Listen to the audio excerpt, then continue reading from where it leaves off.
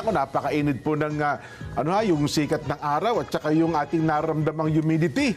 Ay, nako, pero ganun pa man, siyempre tuloy ang ating palatuntunan.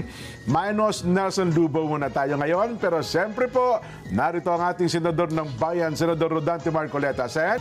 Ano yung humidity sa Tagalog, Jen?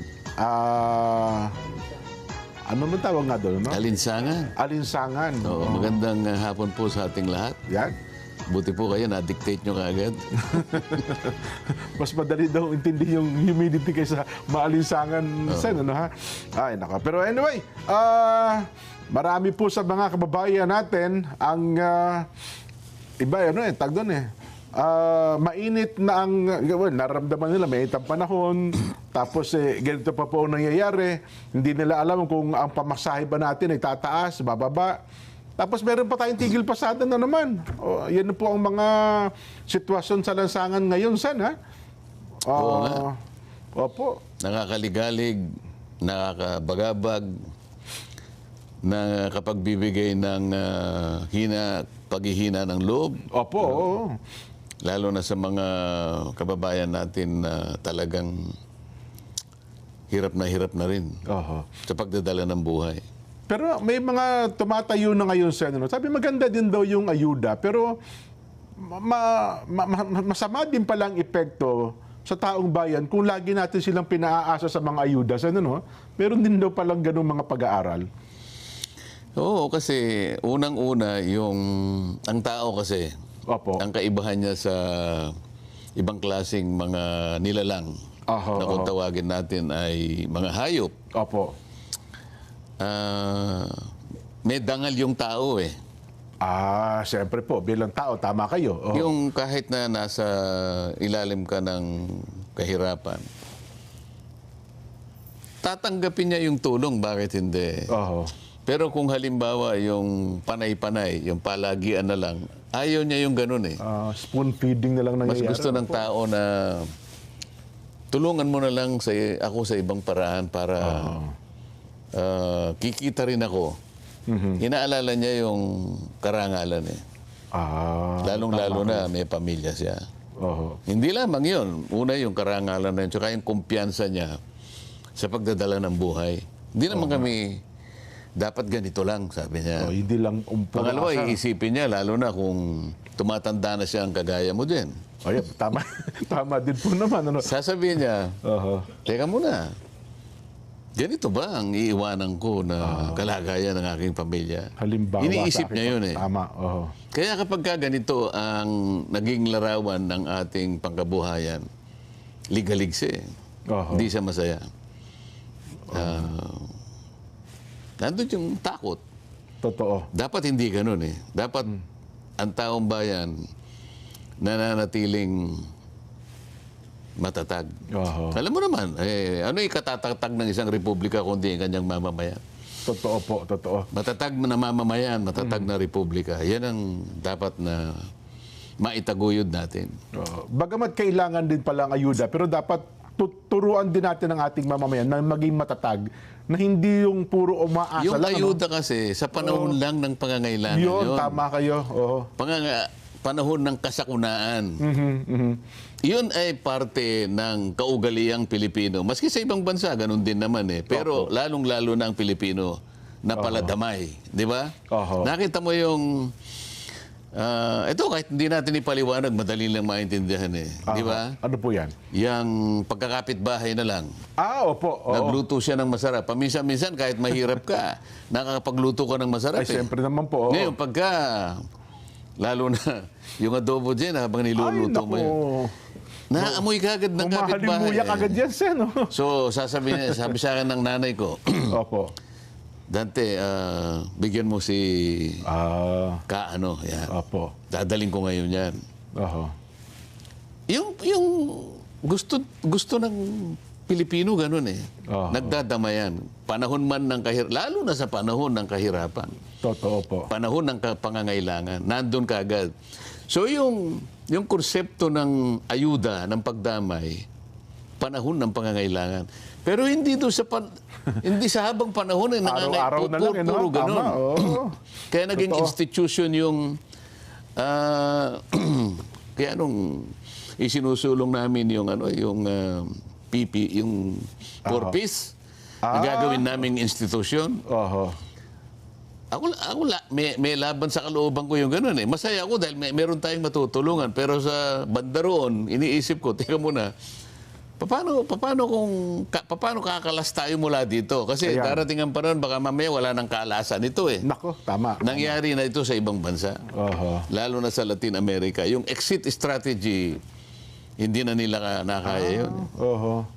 Hindi na establish yung tama. Kaya siguro po, yun ang tayo naman mga Pilipino, minsan nga, andyan na yung tulong. Minsan nagdadalawang isip pa sila, di ba? Ipipila ka, naku, makikita ng kapitbahay ko, pumipila ako sa mga ayuda, parang hindi kayang tanggapin ng kanyang dibdib eh. Pero meron namang mga iba na naghihintay talaga. Well, iba naman po yun. Ayun naman, hindi maganda yon. Kapag ka dumami yung may ganung pananaw, bakit ka pa kanya magtatrabaho? Hintayin mo na lang, darating sa susunod na buwan yan. Dapat hindi ganon eh. Mukhang mali na po ang motivation nun, Sen. Dapat hindi ganon. So, minsan, merong mga kababayan natin nalalaglag sa ganong kalagayan na hindi maganda, negatibo yun.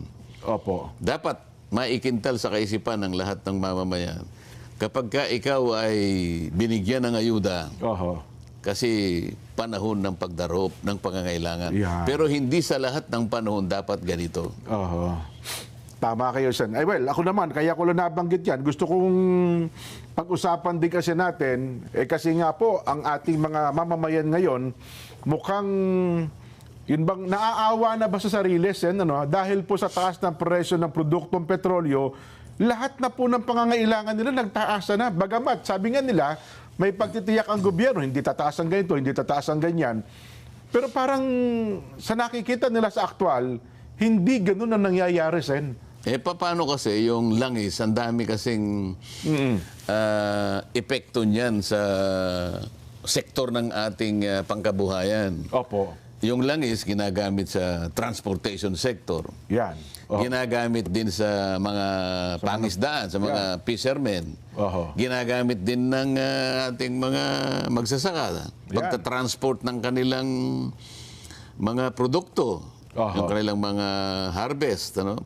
Meron din silang mga pasilidad na ginagamitan din ng petrolyo, ng diesel. Sa manufacturing po. Halimbawa, yung kanilang mga patubig. Meron kasi yung irrigation system, yes po. Mabuti ngayon, nagsisip sa solar, pero masyadong mahal ang solar. Kaya diesel ngayon, napamahal ang diesel, paano ngayon yan? Kung halimbawa, 2 hektarya yung kanyang pinatutubigan. Nako. Ang laki ng impact nito, kasi ipapasa niya yung additional cost sa kanya. Opo. So yung nagtitinda ng binhi, tumaas na rin. Kasi sabi niya, yung pagpapainit po nito kanya, gumagamit din po kami ng pasilidad. Itatransport po namin ito. Yung mga isda, meron po kaming cooling storage po. Kuryente po ang kailangan nito eh. Nako. So, dikit-dikit ngayon, pag pinagsama-sama mo yung mga add-ons na yon, yung retail price ng bawat produkto na kanilang pinoproduce. Apektado lahat. Kapag kaya na ibibilhin na ng consumer, tulad natin, mataas na talaga. At sasabihin, ba't mahal ito? Tumaas po ang presyo ng produktong petrolyo. Yun ang lagi sinasabi. Well, kaya ko naman ito nabanggit, Sen. Ako, bilang isang pangkaraniwan na mamamayan, nakikita ko mula sa 140, bumaba nung nakaraan, 20 pesos. Tapos ngayon daw po, sabi ng DOE, ang trend daw po ay another rollback sa susunod na linggo. At baka daw po umabot na naman ng panibagong, ayun pala ito po naman ay estimated lang, Sen, estimated. Sa diesel daw po, posibleng bumaba next week, 16.80. Sa gasolina, malitit ng konti, 3.20. Sa kerosene po, 2.20. Ayan ang sinasabi ko nung nagtatalo kami sa committee hearing. Opo. Makikita mo ka ako dyan yung rackets and feathers. Irony. Yes po. Na kapag ka yung global price ay tumaas, yung mga produkto magsushoot, parang rocket. Yes po. Palong-palo, sabi pero nila. pag bumagsak naman ang pandaigdigang presyo, sabi nila, Oho. para namang feather. Ano yung feather sa Tagalog? Pakpak. Hindi naman pakpak naman. Wing naman ang Wing, pakpak. ganun mo ba? Feather yung balahibo. Balahibo. Balahibo ng manok, yung pinaka fine na fine. Yes po. Bago siya talaga Naku, tuluyang pag ganun-ganun bumagsak yan, sa ano, pag ganun-ganun pa siya. Oo, pag Ang umihipa tagal. hangin, medyo... Isipin mo yun, sisirit siyang parang rocket. Bigla yan, bilis eh. Pero pag bumagsak naman, Dahan-dahan. pahele-heleng ganyan. Yan kamukha niyan. Oo. Ngayon, tatanungin mo rin siya, paano nyo nakuha? Paano ba bumagsak, di ba? Opo. Kasi pinagtatalunan namin. Kaya hindi ako masyadong makapamalagi doon sa hearing. Ang karamihan nun, ang pinagtatalunan kung paano aagapayan ang ating mga mamamayan. Oho. So magsisimula sa mga tsoper, sa mga commuters, Opo. isinasama pati mga konduktor. Pagkatapos, so sa panig naman ng mga tricycle driver, halimbawa, Opo, yan. sa panig ng mga mangingisda, o ano naman nyo, sa panig ng DSWD, paano kayo tumutulong, paano kayo nagtutugma. Opo. Ang sa akin naman kasi, hindi ko pa naiintindihan, bakit kasi tumaas? Dahil nagre-research naman ako. Oho. Ewan ko, ako na lang yata nagre-research eh. Oo. Bakit ang nakikita ko naman presyo, pwede naman tayong bumili doon sa May sinasabi. option eh. May option sila. No? Meron naman ka akong pamilihan. Bakit ka ako hindi nyo man lang ka ako pansinin yung aking sinasabi na independent data? Oho. Palagi nating pinagtatalunan ng Strait of Hormuz para bang akala mo para bang kayang-kaya natin, alam natin kung nasan yung Strait of Hormuz. Parang wala nang ibang wala nang ibang option, yun na lang talaga eh. Parang ganun po nangyayari sa Samantalang sinasabi nila, hindi, 20% lang naman ang Yes, nanggagaling yun ang dyan. facts. Opo. Yung mga tweet, yung 80%, may ibang daanan. may ibang daanan. Opo. Ngayon, huwag na muna nating pag-usapan yan kako dahil meron akong isinasubmit sa inyo at isinasangguni ng mga independent data. Kasi nagsimula kami, pinresent ko March 17 data. Opo, opo. Sabi ko, kahit na isaalang-alang mo na kako yung shipping cost, yung maps ng Singapore at saka yung ganito at ganyan, FOB o CIF, Yes po. naglalaro lang kako sa, at that time, 45 pesos to 50 pesos per liter ang diesel. Diesel mo nang pinag-uusapan namin. Okay, opo. Bakit hindi kayo bumili rito? Tapos sabi ko, ito, ang binabanggit ka ako ng isang informant ko sa Singapore, ito ay tinatawag niyang tank to vessel procedure. Yes po. Ngayon, actually, pagdating sa ano lang parang 25 lang eh. Magiging 45 lang dahil idadagdag mo yung additional add-ons, mga local na yun eh. Dito sa Pero, atin lang, sa Pilipinas na po yun. Opo. Tingnan mo ka ako, itong sinasabi ko sa inyo, hindi natin inaalis ang excise tax dito at saka VAT. Kasama pa yun eh. Opo. Pero katapus-tapusan, yung landed cost, 45 pesos. Wala tayong inalis na excise tax, wala tayong inalis na VAT. Nabat, opo, yan. O di ibig sabihin, talagang katanggap-tanggap ito. Oho. Bakit ayaw ninyo ka kung i-consider ito? Ang medyo nakakapagtaka doon, Jen, Oho. hindi sila kumikibo eh. Ni walang nag-verify nga po sin eh. Sana man lang merong isa na naglakas ng loob. Opo. Senator, mawalang galang na pero parang sa comics nyo po nakuha yan eh. Parang katang-isip lang po yan, ginawa ninyo yan. Pasensya na po kanya Opo. kasi po Yan. pinag-usapan natin dito seryosong bagay. Yan, opo. Ako naman sabi ko, kung ako po nagkamali o kaya nagkamali yung informant ko, Oo. kaming dalawa na lang ang mag-aaway. Ako po mag-a-apologize kaagad ako sa inyo. Oho. Ang tanging gusto ko lang unawain nyo sa akin, kaya ko lang nagagawa ito, gusto ko po talagang makatulong. Yeah. Meron pong Maghahanap tayo talaga alternative. ng May alternative. Yes. Sana tingnan nyo muna ito. Opo. Hanggang ngayon, Wala po. iniwan ko yung, 25 yun, March 25 yung pangalawang namin, pag-hearing. Pagkatapos, nag-hearing kami uli, anong date yun? Basta 19 days later, nag-hearing kami uli. Ito lang nakaraang linggo ata yun sin eh. Nakaraang linggo, Opo. may dala-dala na naman ako, tumaas ng konti, Oho. from 55, naging 61. 61, yes. Pero sabi ko, Mababa pa rin. reasonable pa rin ito Opo, eh. oo. Reasonable pa rin ito. Pero yung huling pag-hearing namin, wala na yung mga oil companies. Yung sinasabi ko sa yung ilatag ko yung tatlong data na nanggagaling sa tangke ng Petronas at saka tangke ng Rotterdam. Opo. Walang kumibo. Wala po. Itong huli, ang sinabi ko na lang sa DOE, sabi ko, pagkatapos po ng 19 na araw mula nung tayo ay Nagkita-kita, tag-usap-usap. duminig last time, 19 na araw na po nakakaraan, na-check nyo na po ba itong mga datos ko? Wala pa rin. Kasagot-sagot ng isa. May kulang pa po kasing isang...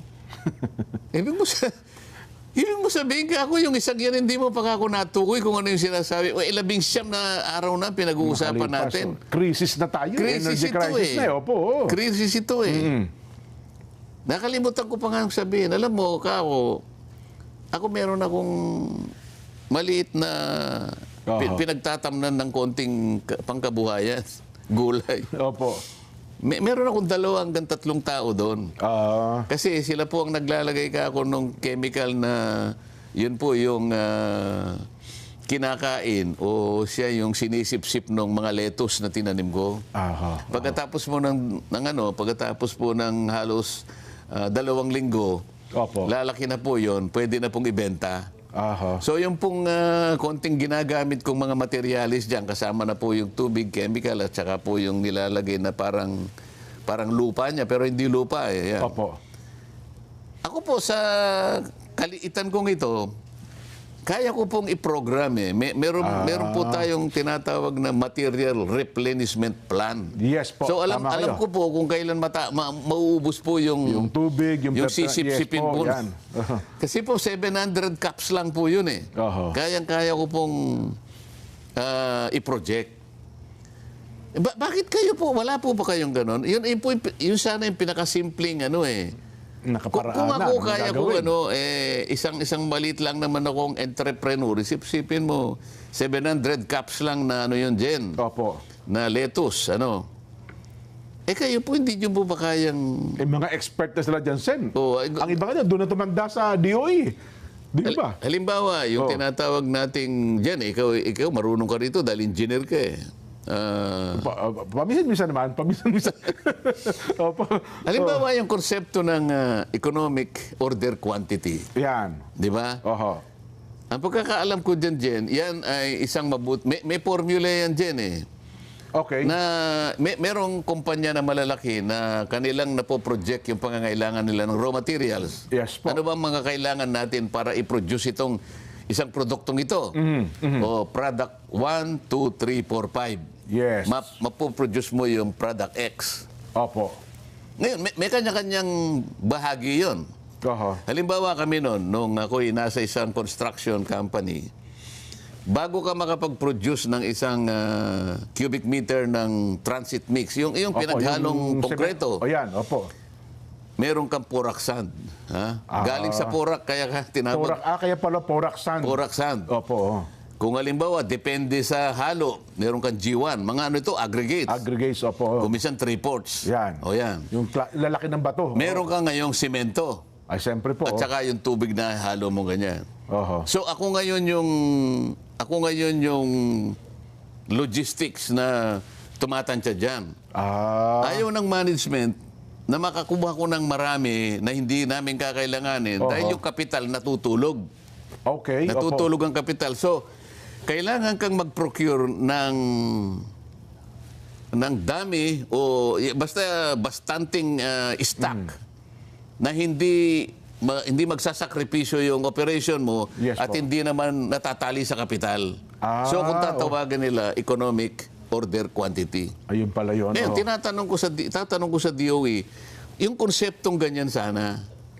Kasi ito, binili mo ka ako dun sa murang presyo. Opo. Meron pa tayong 2 buwan, sabi ng Pangulo. Na stocks. Opo. Bakit ka ako halos 3 weeks nung pumutok ang digmaan sa Gulpo. Sa Iran po. Yan. Sa Iran. At isinara yung... Bakit yung 55 naging 110, naging 110? Paano nangyari yun? Yung pinipilit ninyong replacement cost, naiintindihan siguro ka ako ng ating mga kababayan. Kasi nga, bibili ka sa panibagong presyo. Yes, mahal na bibilhin mo eh. Sa dikta ng pandaigdigang merkado. Yan ang sinasabi nila eh. Opo. Di ba? Sa aming mga reporter, lagi sa dikta Oo. ng pandaigdigang pamilihan. The dictate of international market. Yes, opo. Actually, ang sinasabi nilang pandaigdigang merkado, yun ang datos na kinakalap nung tinatawag na Argus. Ayun, opo. Parang trading floor yun. Trading floor po kuha ng dito, kuha petrolyo. dito, Yes. ganyan-ganyan. Pagkatapos, ipoprocess niya, ito ay ang international market. Yeah, yan ang dikta Teka nila. muna, ba't mo gagamitin yan? May 2 buwan tayo. Oho. So, nung kinukwenta ko, sabi ko, alimbawa, makatipid ka lamang ng 5 days, alimbawa. Ginamit mo na kako yung replacement cost. 5 days lang. 5 days pa lamang po, oo. Kinuwenta ko yung kinikita nila, yung differential na 70 pesos.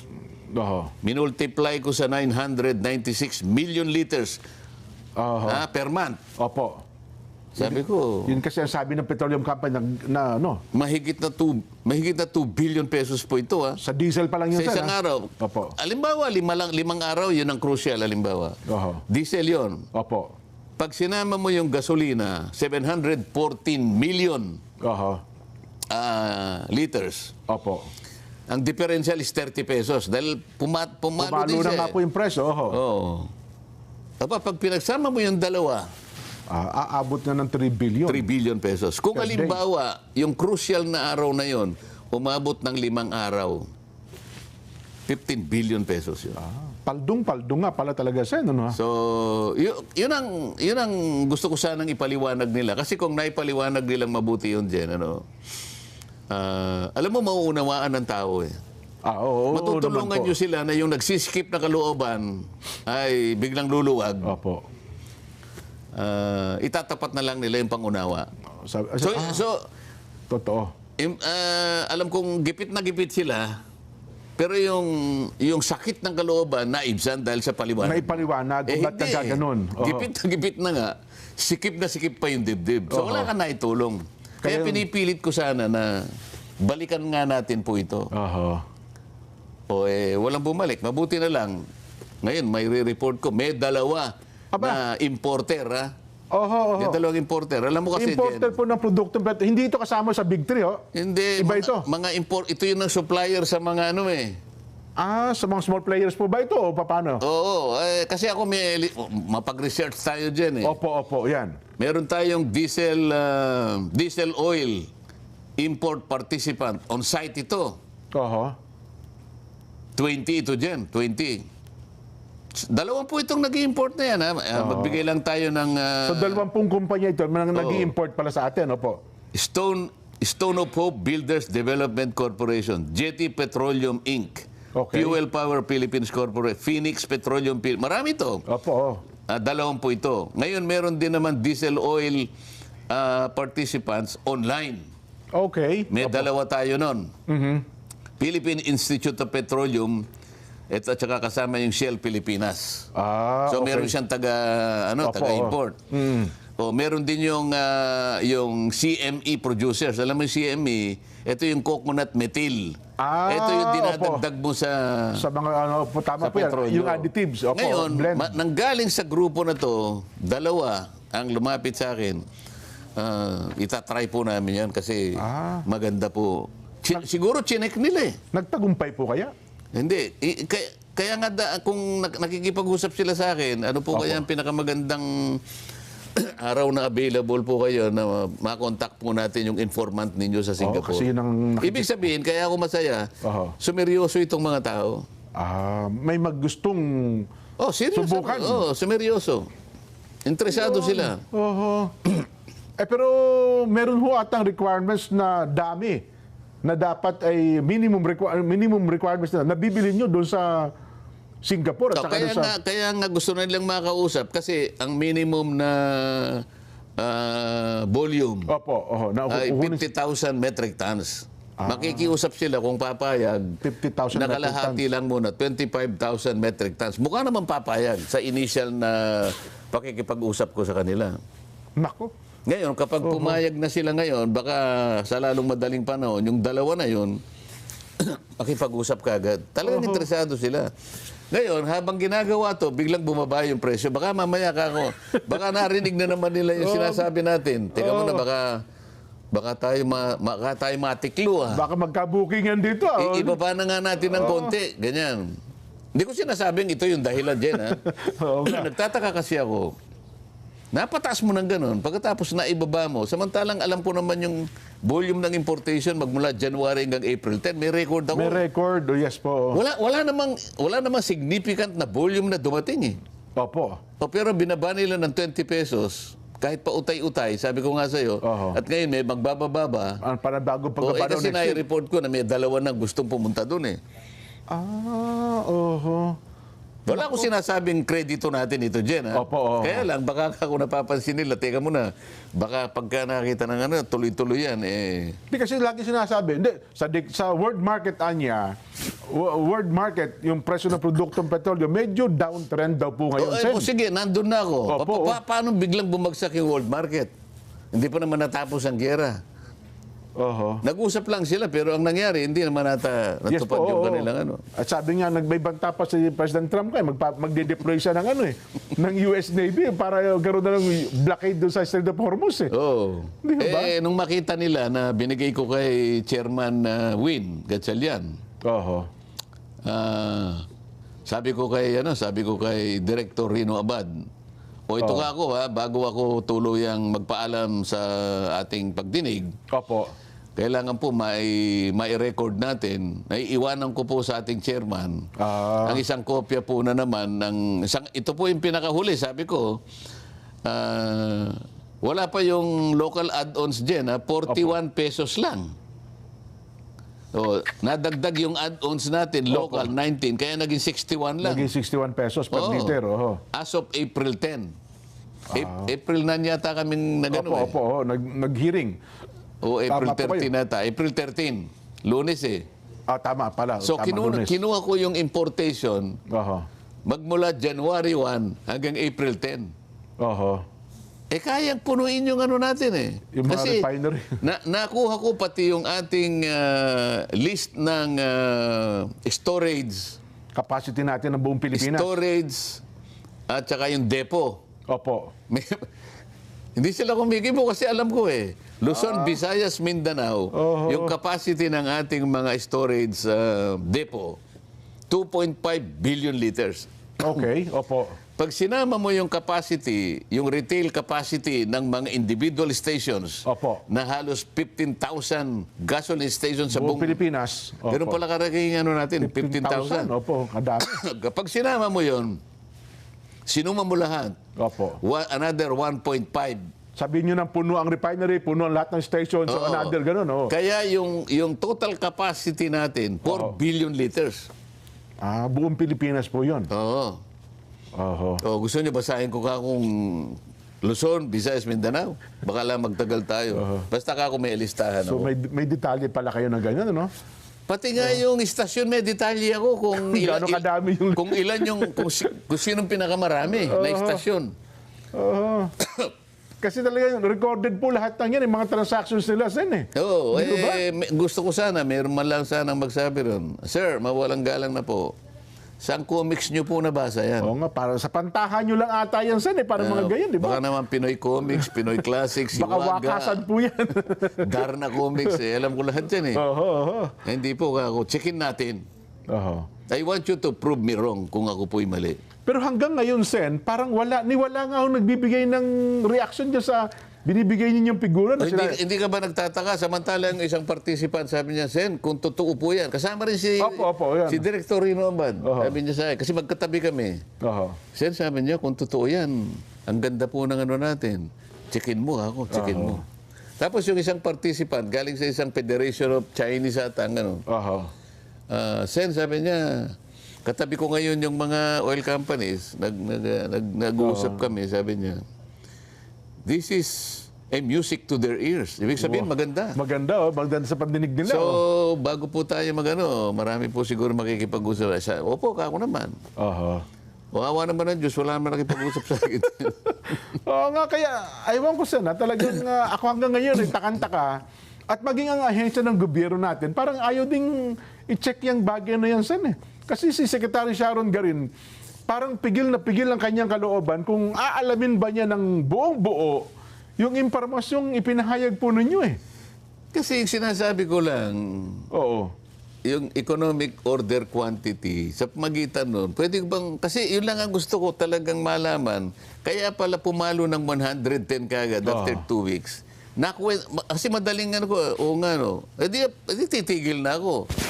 Makakasama pa nila kung magpapaliwanag sa ating taong bayan. Oo nga po, ganito. Ito pa lang, Ako totoo. ang una nilang dapat na, Makumbinsihin. makumbinsi. Oo. Economic order quantity, ang formula niyan is the square root of 2 times D times S divided by H. Aha. O yung D is demand, yung S ay yung supply, yung H yung holding, blah, blah, blah. Using the same formula, halimbawa, sinabi niya, by April 16, doon dapat mag-apply muna. Ayun. Yung ano, kasi yung pagtaas. Dapat, kailangan na po kasi ano na po, natibag na po yung buffer. Hindi naman po pwedeng hindi tayo kumuha. Magtatagal po mga bago dumating dito, mga Ilang 1 week linggo. po yun. Ayan, oo. Ayan. Yes. Kaya sapat na sapat po yun. So wala nga yung kikitain talaga. Kasi ang kanilang singil, pambayad talaga. Pambayad mo lang doon sa bibili mo rin Pero mahal. sabi ko nga sa'yo, paano ko napatunayan ko na mula doon sa 2 buwan na yon, merong 5 araw na doon ka, kinuwenta ko 3 billion. Pinalo mo ng todo. Hindi ko naman sinasabi sa'yo na 5 araw. Paano kung ganun nga? O higit pa? Ayun. O hindi ba maganda na, para sa ganun, ay hindi ako nagdududa at hindi rin nagdududa yung ating mga mamamayan. E di siya, kwentahin ninyo. Para sa ganun, may paliwanag natin sa kanya. Hindi pa naman huli ang lahat. Nako. Parang ako Ito kagaya ngayon, pinagtatalunan natin ngayon. Hanggang ngayon, wala pa namang... ako kasi naniniwala na parang ayaw nilang ipaliwanag sa taong bayan kung paano kinukwenta talaga yan Isang nakalihim sa hiwaga ata yung kwentahan na yan, Sen. Hindi naman pwedeng ilihim sa hiwaga. Ganun ho ba? Kasi yung batas ng oil deregulation, ipinaliwanag ko naman sa kanila yon kahit na sa sirkumstansya ng oil deregulation regime, na kung saan ay deregulated nga yung downstream. Yan. Pero merong isang doon, merong isang provision ng batas na yon. Kapag kanya nagkaroon ng national emergency. Yung salitang national emergency, kinuha doon sa provision ng ating saligang batas. Tama naman yun kasi dapat merong police power. Sa panahon ng national emergency, papasok yung pangangailangan na makikialam ang Estado, ang Kasi gobyerno. baka may magsamantala Di ba? Ang totoo yun, kung halimbawa, if push comes to shove, sabi nga ng mga Amerikano, kukunin ng gobyerno. Pwedeng ng gobyerno. Ang isang private entity, siya yung magmamanage muna. Siya magpapatakbo, pasamantala. Basta't ang kondisyon, merong national emergency. Yes. Sabi ko, paano nyo gagamitin ito? Kayo na nagsabi, may krisis na Gumawa na ng executive order ang Pangulo. Executive Order 110 na tayo. So meron tayong national emergency. Ang hinihingi natin. Saan nyo gagamitin itong Section 14, paragraph E yata yun? Na dapat ay minomonitor nila. Sabi, nagbigay pa ako ng halimbawa. Panahon ni dating Pangulong Gloria Macapagal Arroyo. Dahil sunod-sunod ka ako yung mga bagyo. Ginamit niya yung ano ba yun? Executive Order 839 na tayo. Sunod-sunod, si Ondoy, si Pepeng, si Ramil yata yun. Pinris niya yung yung presyo ng produktong petrolyo. Yes, the time. Bakit ito hindi natin gawin? Diba? So, medyo... wala tayong Vox Populi? Wala po yata ngayon. Basta importante daw po na marinig ng talakay ninyo natin sa dalawa lang tayo. Wala si Mang Nelson. Yung ating political analyst. Pero ngayon tuloy, bigla tuloy naging half-hearted ako doon sa pagbaba. Yung para bagang, tatanggapin na ba natin itong bababa, samantalang meron palang option sinabi ko na sa iyo yung rackets and feathers irony. Pagka pataas, parang racket. Palong-palo. Pagbababa, parang, Parang balahibo ng manok na pinong-pino. Yung pinakapino. Yes po. Oo. Sana man lang yung pakpak na medyo mabigat. Medyo mabigat ng konti. Baka tapos mamaya patusok bumulusok, baka sakaling makabawi ka eh. Oo. Eh hindi, yung may bandang puwitan ng ng manok, yung pinakamalambot. Gaganong-ganon yun eh. Hirap na hirap bumagsak yun eh. Oo. Ay, nako. Anyway, yan ang hiwaga na dapat sana ay malalaman na natin eh.